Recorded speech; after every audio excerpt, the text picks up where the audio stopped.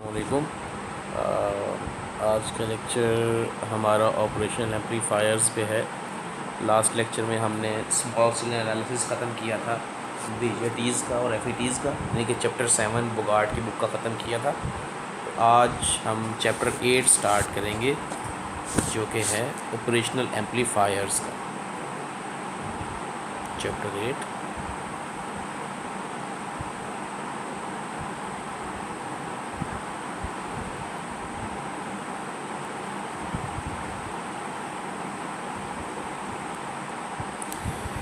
जी, तो operational amplifiers actually हमारी तकरीबन हर फील्ड में इस्तेमाल होते हैं। इलेक्ट्रॉनिक्स के हैं तो इलेक्ट्रॉनिक्स में तो होते ही हैं, कंट्रोल सिस्टम्स वगैरह में इस्तेमाल होते हैं, फ़िल्टर्स में इस्तेमाल होते हैं, बहुत ज़्यादा वैरायटी ऑफ एप्लीकेशंस में इसका इस्तेमाल है। जो प्रिंसिपल है वो काफ़ी आसान है। तो आज हम इसकी बेसिक प्रिंसिपल स्टडी करेंगे कि इसका बेसिक प्रिंसिपल क्या है, इसके पैरामीटर्स क्या हैं और फिर किस कॉन्फ़िगरेशन में इसको इस्तेमाल किया जाता है। ठीक है, तो आज हम देखते हैं। तो आमतौर पर ये 3 टर्मिनल डिवाइस होती है। अगर हम बायस इनपुट्स को निकाल दें तो ये एक्चुअली 3 थ्योरेटिकली कहना चाहिए, फिगर जिस तरह बनाते हैं बुक में, तो ये 3 टर्मिनल डिवाइस है। ठीक है, आमतौर पर इसकी जो है वो 2 इनपुट्स होती हैं और 1 आउटपुट होती है।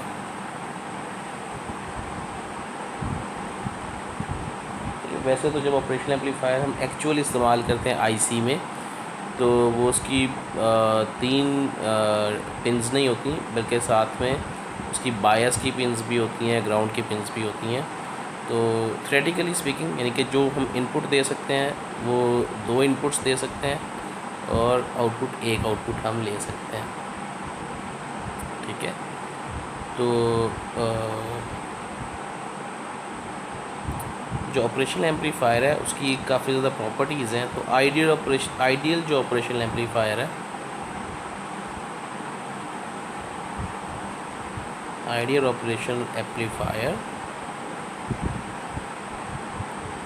Has 4 characteristics.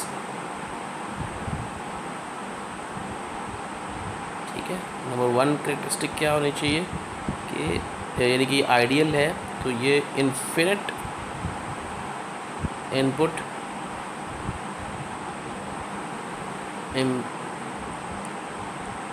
इम्पीडेंस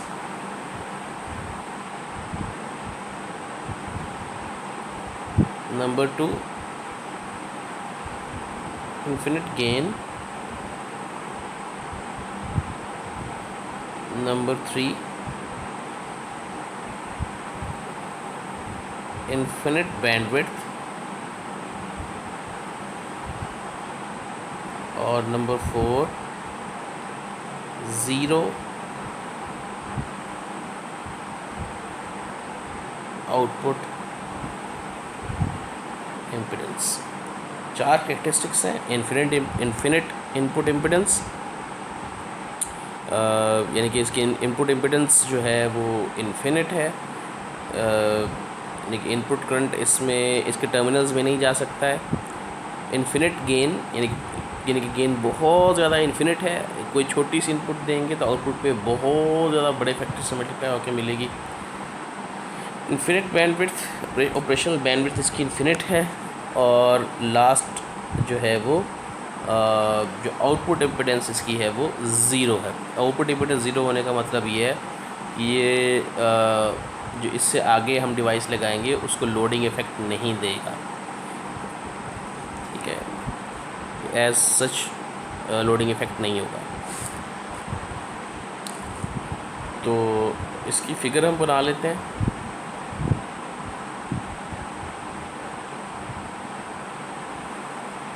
आमतौर पर इसको ट्रायंगुलर सिंबल से डिनोट करते हैं। इसकी 2 इनपुट्स होती हैं।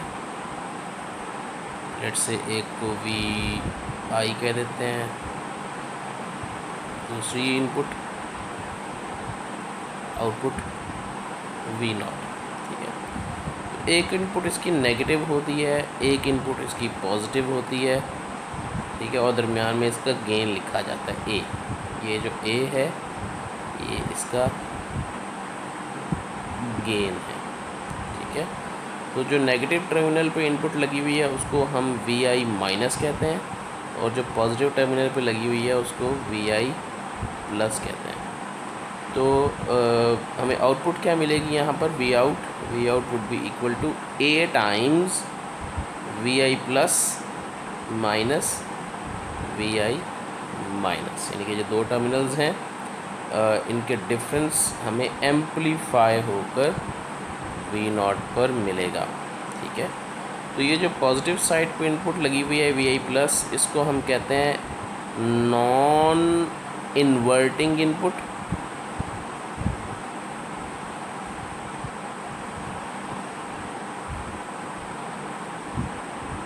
ठीक है।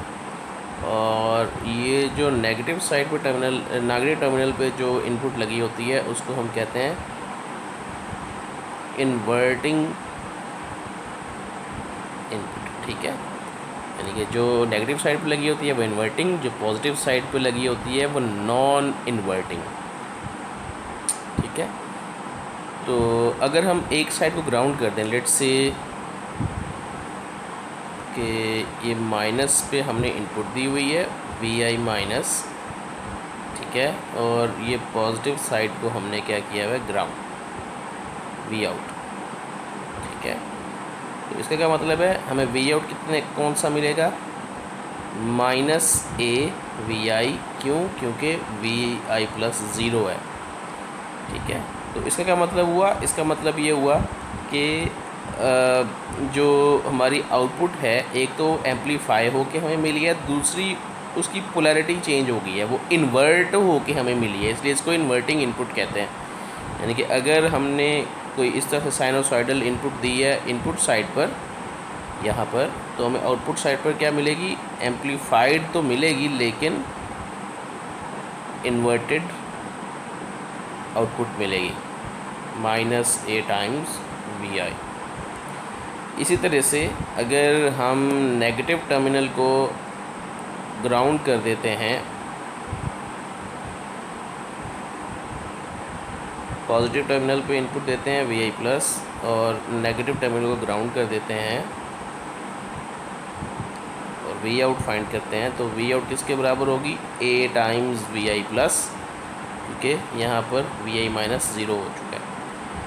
तो आउटपुट हमें इनपुट का ए टाइम्स मल्टीप्लाई होकर मिली और पोलैरिटी चेंज नहीं हुई, इसलिए हम वी आई प्लस को नॉन इन्वर्टिंग इनपुट कहते हैं, यानी कि पोलैरिटी चेंज नहीं होगी, जो पोलैरिटी इनपुट की है वही पोलैरिटी आउटपुट की रहेगी। यानी कि अगर हमने ये इनपुट दी है उसको, तो आउटपुट सेम फेज़ पोलैरिटी के साथ होगी लेकिन एम्पलीफाइड वेरिएंट,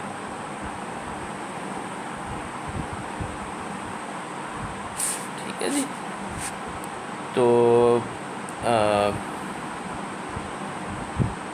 ज़ाहिर है कि जब हम इन्वर्टिंग और नॉन इन्वर्टिंग एम्पलीफायर इस्तेमाल करते हैं, ज़ाहिर है हम इन इनपुट्स को जब कनेक्ट करते हैं तो थ्रू सम रेजिस्टर्स करते हैं। तो सबसे पहले हम देख लेते हैं इन्वर्टिंग एम्पलीफायर को कि जब उसके साथ रेजिस्टर्स लगाते हैं तो क्या होता है। इन्वर्टिंग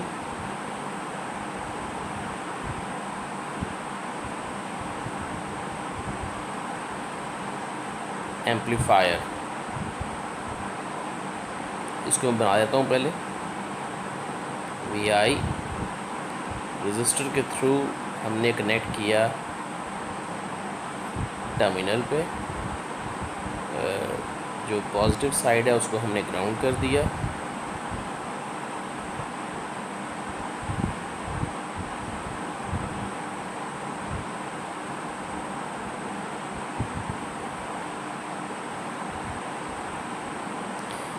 ये इन्वर्टिंग एम्पलीफायर की डायग्राम है।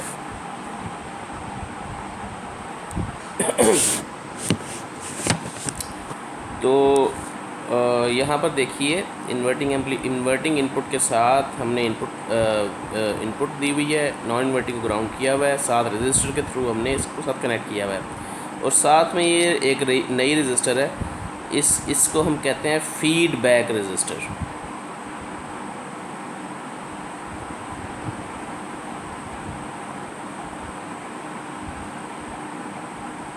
RF फीडबैक इफेक्ट को लेने के लिए, ठीक है।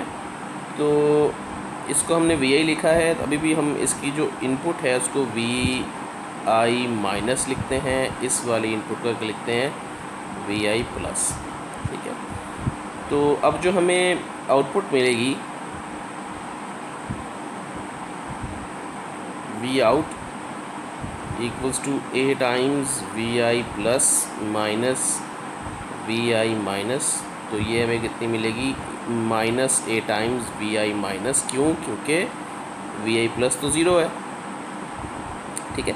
ये याद रहे, ये VI माइनस ये वाली वोल्टेज है, ना कि ये वाली इनपुट वोल्टेज नहीं है, बल्कि ये VI माइनस कौन सी वोल्टेज है? जो इस टर्मिनल पे वोल्टेज आपको मिल रही है, ठीक है। तो यहाँ से हम I1 कैलकुलेट करते हैं कि I1 क्या है। I1 would be equal to VI minus VI minus divided by R1, ठीक है। तो अब चूँकि ये VI माइनस जो है, अब चूँकि इनपुट रेजिस्टेंस उसकी बहुत ज़्यादा इन्फिनिट रेजिस्टेंस है हमारे ऑपरेशन एम्पलीफायर की, तो करंट इस टर्मिनल के अंदर नहीं जाएगा। इसका मतलब है कि जितना करंट आपका यहाँ से आ रहा है उतना ही करंट ये यहाँ पर होगा, यानी कि इस ब्रांच में कोई करंट नहीं जा रहा। तो यानी कि जो IF होगा हमारा, ये वाला IF, वो किसके बराबर होगा? वो होगा VI minus V out over RF, ठीक है।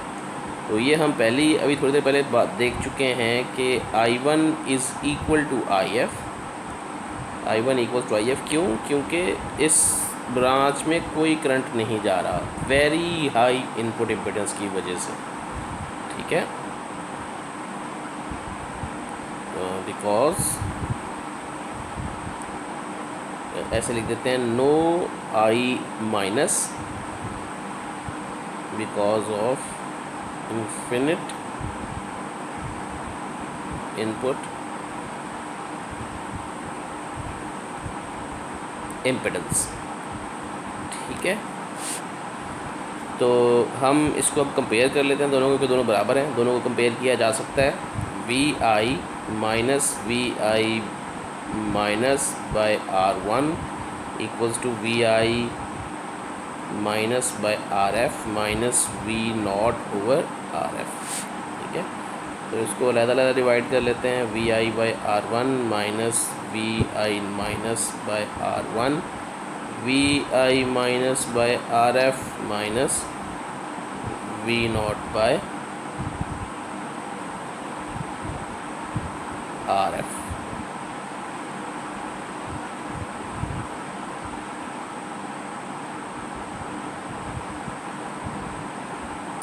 अब हम क्या करते हैं, अब हम ये VI माइनस है ना, इसकी वैल्यू पुट करते हैं। वो उसकी वैल्यू क्या है ये देखें, हमें पता है कि V नॉट किसके बराबर है? AVI माइनस के बराबर, यानी कि V नॉट किसके बराबर है? हमें पता है माइनस AVI माइनस। तो हम इसकी वैल्यू यहाँ से पुट कर सकते हैं, VI minus equals to minus V not over A, ठीक है। तो इसकी वैल्यू हम इस वाली इक्वेशन में पुट करते हैं, VI over R1 plus V not over AR1 equals to minus V not over ARF minus V not over RF। ये A क्या है बोला? A हमारा गेन है, और आइडियल एम्पलीफायर के लिए A कितना होता है? A इन्फिनिटी होता है। अब डिनोमिनेटर में इन्फिनिटी आ रहा है, तो इसका क्या मतलब है? ये टर्म हमारी ज़ीरो हो जाएगी। इसी तरह से ये टर्म भी हमारी ज़ीरो हो जाएगी A के इन्फिनिट होने की वजह से। तो जो बाकी टर्म्स बची हैं वो क्या होंगी? VI by R1 equals to minus V not over RF। तो जो V नॉट बाय VI है, V नॉट ओवर VI, वो किसके बराबर आ जाएगा? माइनस RF/R1, ठीक है। ये अगर आप गौर करें तो ये क्या है, ये आउटपुट वोल्टेज और इनपुट वोल्टेज है, ये क्या है, एक्चुअली गेन है AV माइनस RF/R1। ये हम कहेंगे कि ये माइनस RF/R1 क्या है, गेन ऑफ इन्वर्टिंग एम्पलीफायर। अब आप गौर करें कि गेन ऑफ इन्वर्टिंग एम्पलीफायर क्या कर रहा है, सिर्फ और सिर्फ RF और R1 पे डिपेंड कर रहा है, रेजिस्टेंस। यानी कि अगर हमें सिर्फ इनकी रेजिस्टेंसेस पता हो, ये वाली सर्किट की रेजिस्टेंसेस पता हो, तो हम इसका गेन मालूम कर सकते हैं, ठीक है। Only depends only on ratio of resistances, ठीक है। अच्छा जी, तो जो अच्छा अब आप कहेंगे कि ये भी वोल्टेज गेन है V0/Vi और ये A भी वोल्टेज गेन है। तो एक्चुअली जो A हमारा है वो ओपन लूप गेन है और जो AV है या जो V0/Vi है, ये हमारा क्या है, ये क्लोज्ड लूप गेन है, ठीक है। ओपन लूप गेन और क्लोज लूप गेन में क्या फ़र्क होता है कि ये देखिए, जब हमारे पास ये खाली था, यानी कि इनपुट और आउटपुट का रिलेशन है, तो जो ये वाला गेन है ये खाली ओपन लूप गेन है। जब हम इस लूप को वापस आउटपुट से इनपुट की तरफ लेके आते हैं, लूप को क्लोज़ करते हैं, तो क्या बन जाता है, क्लोज लूप बन जाता है। ये देखिए, हमने आउटपुट से इनपुट की तरफ वापस लेके आए हैं, तो अब इस पूरे सर्किट का जो गेन निकलेगा वो क्लोज्ड लूप गेन निकलेगा। वो जाहिर है इस ओपन लूप गेन पे डिपेंड तो करेगा, ए पे डिपेंड तो करता है जाहिर है, क्योंकि हमने उसको इन्फिनिट लिया है। तो लेकिन इस क्लोज लूप का गेन डिफरेंट होगा। ओपन लूप जो ए है ये ओपन लूप गेन है, जब हमने आउटपुट को इनपुट के साथ इनपुट वाली साइड पे कनेक्ट नहीं किया हुआ, ठीक है। तो ज़्यादातर जब भी सर्किट्स हमें ऑपरेशन एम्पलीफायर के मिलेंगे वो क्लोज लूप में ही मिलेंगे, ठीक है। तो जो ए है हमारा वो ओपन लूप गेन है और ये AV V0/Vi close loop gain है उस वक्त जब हमने आउटपुट को इनपुट के साथ, यानी कि आउटपुट और इनपुट का कनेक्शन किया है थ्रू RF, ठीक है जी। तो अगर आप यहाँ देखें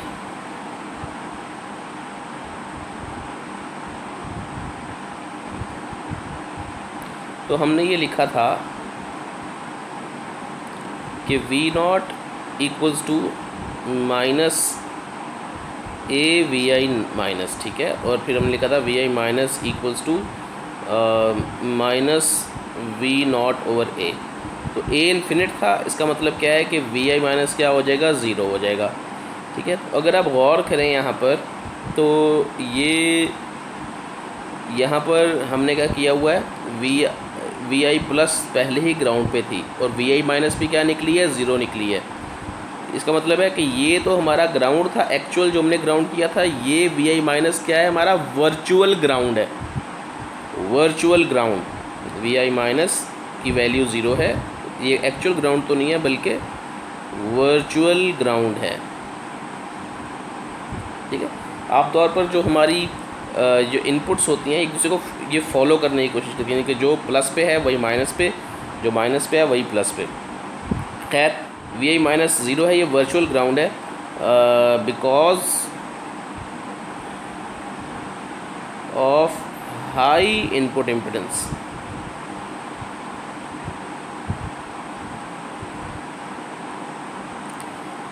इट सर्व्स एज ग्राउंड, हम ये ग्राउंड के तौर पर सर्व तो करता है लेकिन हम इसे फिज़िकली ग्राउंड नहीं कर सकते, but we can not physically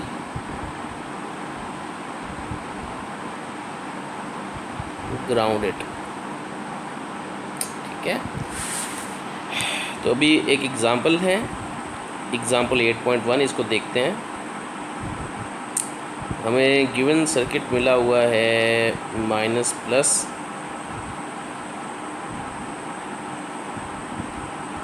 25 kilo ohm VI, ये फीडबैक रजिस्टर 137.5 किलो ओम और V नॉट।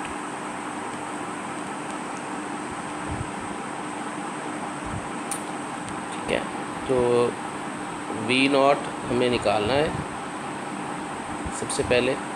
तो वो बड़ा सिंपल है, वो क्या है माइनस RF और R1 मल्टीप्लाइड बाय VI। ठीक है, तो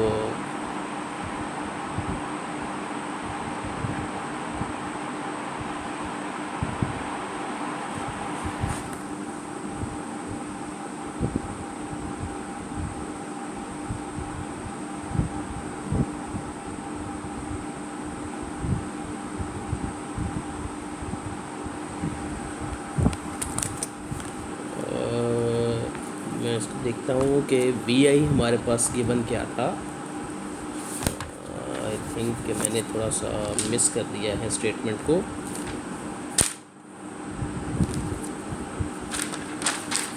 जी हाँ जी, VI जो गिवन है वो है 1.5 वोल्ट RMS VI।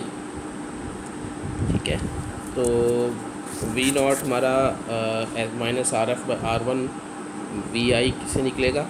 RF क्या है 137.5 किलो, R1 क्या है 25 किलो, VI क्या है 1.5। तो रिजल्टिंग हमारे पास वैल्यू आएगी 8.25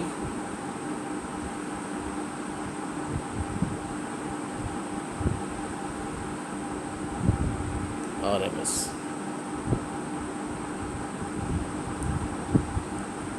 ठीक है, number 2,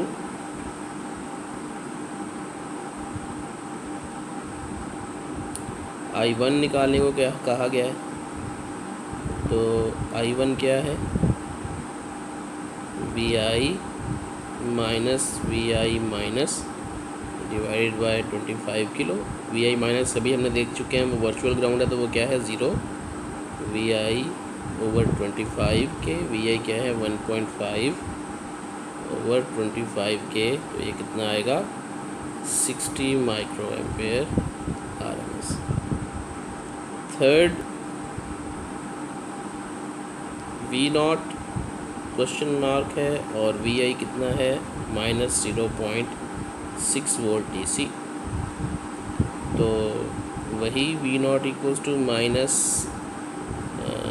RF over R1 multiply by V1। तो RF ओवर R1 क्या है 137.5 ओवर 25 मल्टीप्लाइड बाई माइनस 0.6, तो ये आ जाएगा 33 वोल्ट DC। ठीक है, बस सिंपल हमने एक्सप्रेशंस में वैल्यूज़ पुट की हैं और हमारे पास आंसर आ गया।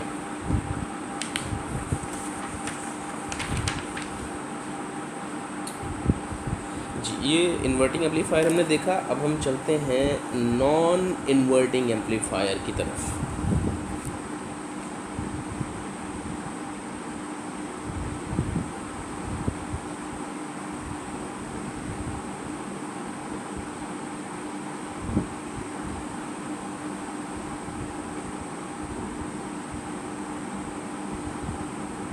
नॉन इन्वर्टिंग एम्पलीफायर की तरफ मैं इसकी फिगर बना लेता हूँ पहले। इन्वर्टिंग एम्पलीफायर में हमें जो इन्वर्टिंग इनपुट थी वहाँ पर टर्मिनल लगाया हुआ था। अब हम क्या करेंगे, जो पॉजिटिव टर्मिनल है उसके साथ इनपुट देंगे VI, जबकि जो नेगेटिव टर्मिनल है उसको हम ग्राउंड कर देंगे। RF R1 V out. ठीक हो गया जी।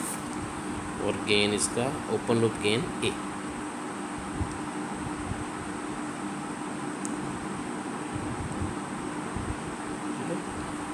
तो यहाँ से हम करंट देख लेते हैं, करंट की डायरेक्शन क्योंकि इस टर्मिनल में तो इस जगह पर तो कोई करंट नहीं जाएगा, हाई इनपुट इंपेडेंस की वजह से जो करंट यहाँ से आएगा वही करंट यहाँ पे चला जाएगा। तो हम क्या लिख सकते हैं, हम लिख सकते हैं V I minus zero divided by R1 equals to V not minus V I minus by RF। ठीक है, उसका मतलब है V I minus by R1 would be equal to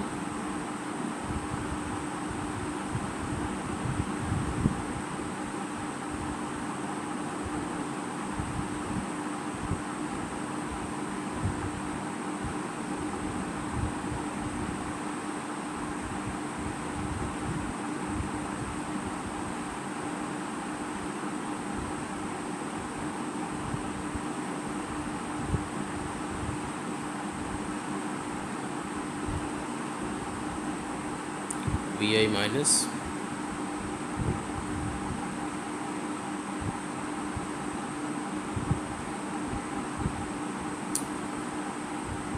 जो ये करंट है, हाँ सॉरी करंट डायरेक्शन उलट है, V I minus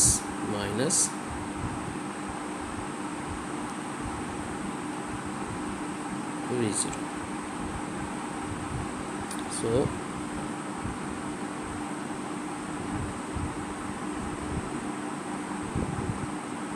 V I minus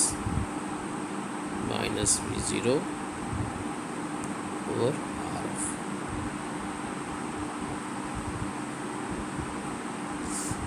ठीक है,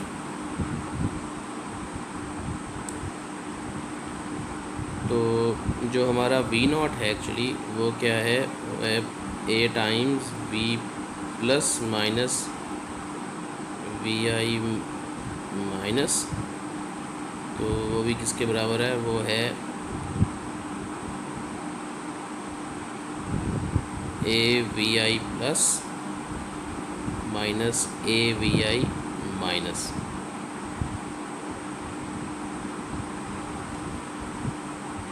तो जो V not equals to V not, इसको दोबारा लिखता हूँ, A V I minus equals to A V I plus minus V not, A से डिवाइड कर देंगे तो V I minus equals to V I plus minus V not over A.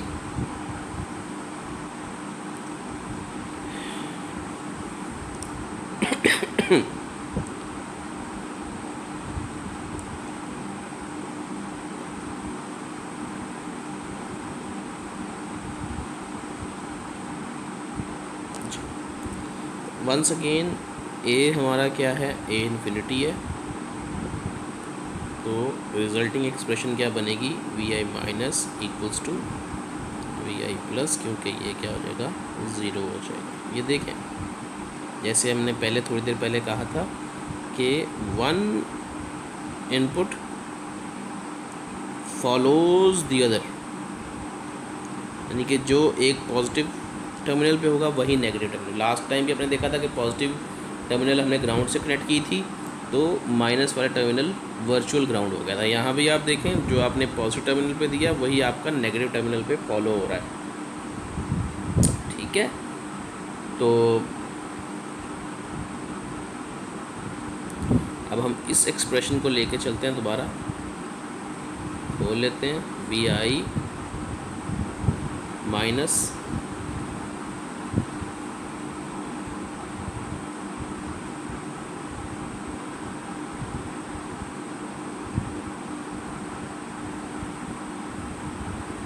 Divided by R1 equals to V I minus divided by RF minus V not divided by RF। और हमने देखा है कि जो we I minus है वो किसके बराबर है, वी आई प्लस के, और हम देखते हैं कि वी आई प्लस पे क्या मिल रहा है, वी आई प्लस पे हमें क्या मिल रहा है, वी आई मिल रहा है इक्वल्स टू वी आई। बस ये वैल्यू पुट कर देते हैं, V I divided by R1 equals to V I divided by RF minus V not divided by RF। तो V not over V R F किसके बराबर हो गया, V I by R F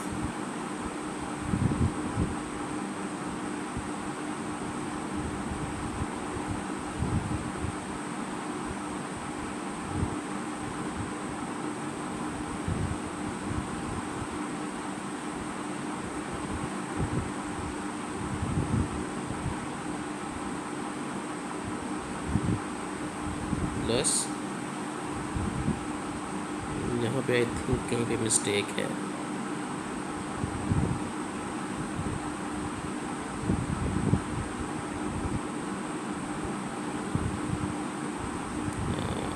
ये current की डायरेक्शन हमने सही नहीं बनाई थी।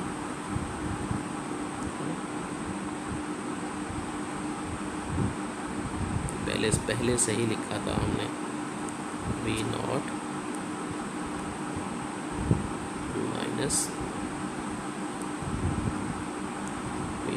Minus V I minus divided by R F, V not minus V I minus divide by R F equals to V I minus minus zero divided by R one. तो इसको उल्टा करेंगे तो यहाँ माइनस आएगा,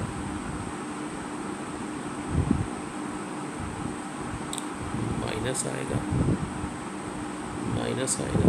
अब ठीक है,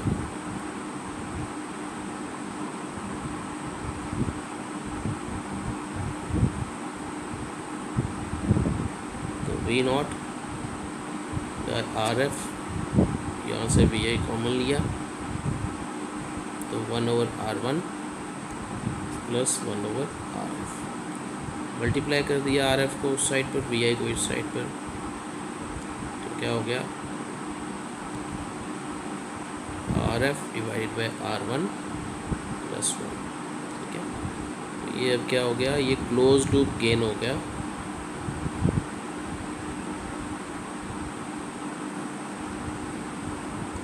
ऑफ नॉन इन्वर्टिंग एम्पलीफायर। तो ये हो गया हमारा। अब हम इसको क्या कर सकते हैं, इस अभी एक और कॉन्फ़िगरेशन देखिए, अगर हम इस तरह से बनाएं,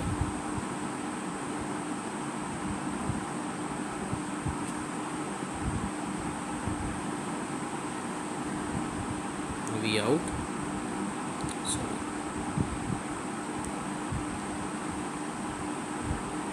वी आई,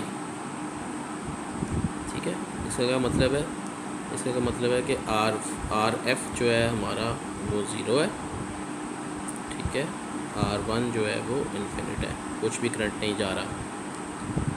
तो अब हम अगर यहाँ पुट करें तो V out divided by V I equals to 0 plus 1,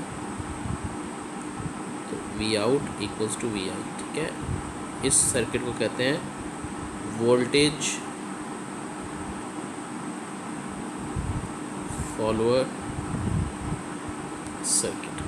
ठीक है, तो अगर आप देखिए पीछे, अगर हमने जो इन्वर्टिंग इनपुट वाला लिया है, यहाँ गेन है, तो अगर हम किसी तरह से ऐसी सेटिंग करें कि आर एफ बराबर हो जाए R1 के लिए, अगर हम ऐसी सेटिंग करें कि आर एफ बराबर हो जाए R1 के, तो वी आउट किसके बराबर हो जाएगा, माइनस V1 के। ये क्या बन जाता है, ये बन जाता है इन्वर्टर। ठीक है, ये आपकी आउटपुट जो है वो इनपुट पे इन्वर्ट होके मिल रही है। ठीक है, तो ये वोल्टेज फॉलोअर।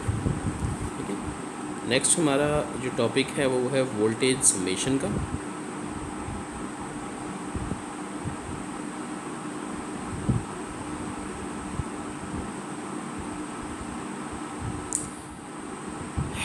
वोल्टेज समेशन में जाने से पहले चलिए वोल्टेज समेशन में चलते हैं।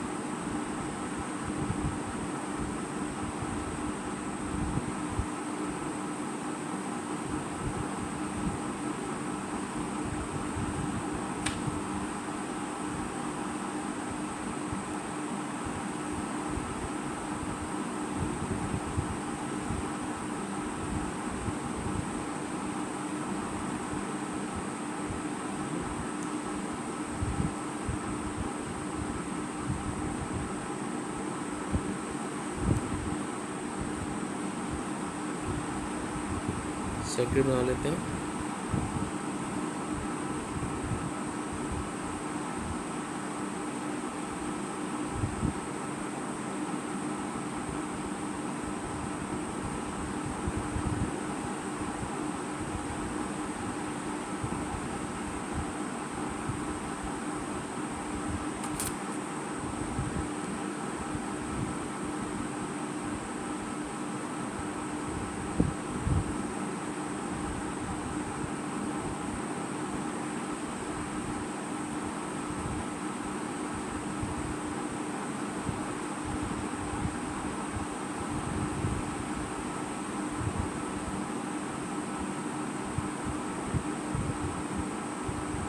जी ये वोल्टेज समेशन है। हमें क्या मिलेगा, आउटपुट वोल्टेज पर इन तीनों इनपुट वोल्टेजेस का सम मिलेगा किसी कोएफिशिएंट से मल्टीप्लाई होगा, यानी कि A V1 plus B V2 plus C V3, इस तरह का हमें मिलेगा। तो अब आप गौर करें तो ये किस में लगा हुआ है भला, ये लगा हुआ है इन्वर्टिंग कन्फिग्रेशन में, है ना। पॉजिटिव प्लेट पर हम पॉजिटिव टर्मिनल पे हमने ग्राउंड किया हुआ है, इन्वर्टिंग टर्मिनल पे इनपुट दी हुई है, तो ये किस में लगा हुआ है, इन्वर्टिंग कन्फिग्रेशन में लगा हुआ है। ठीक है, तो अभी लिखते हैं हम इसकी जो एक्सप्रेशन है वो लिखते हैं, वो है V1 माइनस VI, V1 लिखना चाहिए, V1 minus VI minus divided by R1 plus V2 minus V minus VI minus divided by R2 plus V3 minus VI minus divided by R3 equals to VI minus minus V0 divided by RF। क्योंकि इधर तो current जा नहीं रहा, सारा current इधर ही जाएगा। तो अब चूँकि हम पहले देख चुके हैं कि VI प्लस जो है वो ज़ीरो है, जिसकी वजह से क्या होगा, VI माइनस भी ज़ीरो होगा। अभी थोड़ी देर पहले हमने देखा, तो बस इसको यहाँ पुट कर देते हैं। तो रिजल्टिंग एक्सप्रेशन क्या बनी हमारी, V1 over R1 plus V2 over R2 V3 over R3 equals to minus V0 over RF। ठीक है जी। तो यहाँ से हमने V0 क्या निकाला, V0 निकाला minus RF over R1 V1 plus RF over R2 V2 plus RF over R3 V3। अगर ऐसा हो जाए कि R1 equals to R2 equals to R3, तीनों रेजिस्टेंसेस बराबर हो जाएं, तो क्या हम लिख सकते हैं, V0 equals to minus RF divided by R V1 plus V2 plus V3। और अगर इन दोनों की रेशो 1 हो जाए, यानी कि दोनों रेजिस्टेंसेस बराबर हो जाएं, ये क्या बनेगा, V0 equals to minus V1 plus V2 plus V3। ठीक है,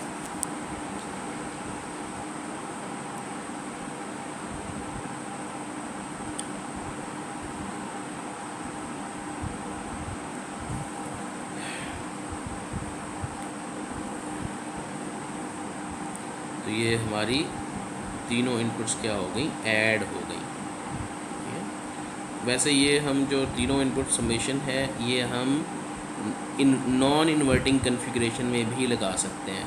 ठीक है,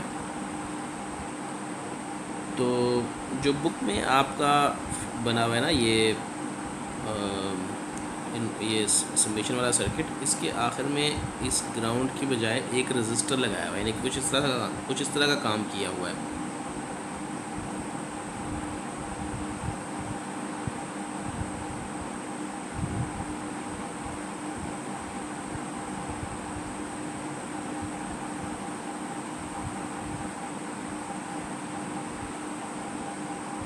इसको नाम दिया हुआ RC का। तो ये RC क्या है एक्चुअली? RC है कॉम्पेंसेटिंग कैपेसिटर। कंपनसेटिंग कैपेसिटर होता ये है कि वैसे तो हम कहते हैं ना कि इन्फिनिट इनपुट इम्पीडेंस है, यहाँ करंट नहीं जाता, तो फिर भी small input of current practically जा सकता है। अब गेन, ओपन लूप गेन इतना ज़्यादा है, क्लोज टू इन्फिनिटी है, अगर इतना ज़्यादा गेन है कि फिर भी हमें आउटपुट वोल्टेज पर कुछ ना कुछ वोल्टेज मिलेगी। तो इस इफ़ेक्ट को मिनिमाइज़ करने के लिए हम RC का इस्तेमाल करते हैं। तो RC की वैल्यू क्या होती है? फिर RC की वैल्यू होती है ये जो रेजिस्टेंस लगी हुई होती है ना, इनका पैरेलल कॉम्बिनेशन। ठीक है, यहाँ पे मैं लिख भी देता हूँ कि both inputs may take very small input current, जिसकी वजह से वोल्टेज वहाँ ड्रॉप हो सकते हैं, वोल्टेज हो सकते हैं। Even with small voltage, even with zero input and small voltage appearance,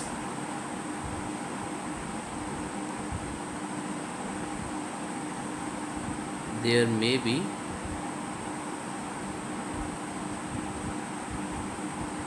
output voltage because of very large gain. To minimize this effect,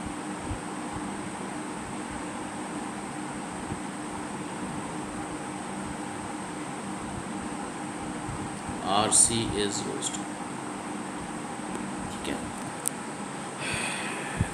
तो ये हमारा RC हो गया। तो अब हमने अपने आज के लेक्चर में एम्पलीफायर की प्रॉपर्टीज़ देखी, inverting amplifier, non inverting amplifier और वोल्टेज सबमिशन। नेक्स्ट लेक्चर में हम इंशाल्लाह इसकी एग्जांपल देखेंगे और वोल्टेज सब्ट्रैक्टर सर्किट देखेंगे और नेक्स्ट उसकी एग्जांपल्स देखेंगे। ठीक है, तब तक के लिए अपना ख्याल रखिए। अल्लाह हाफिज़।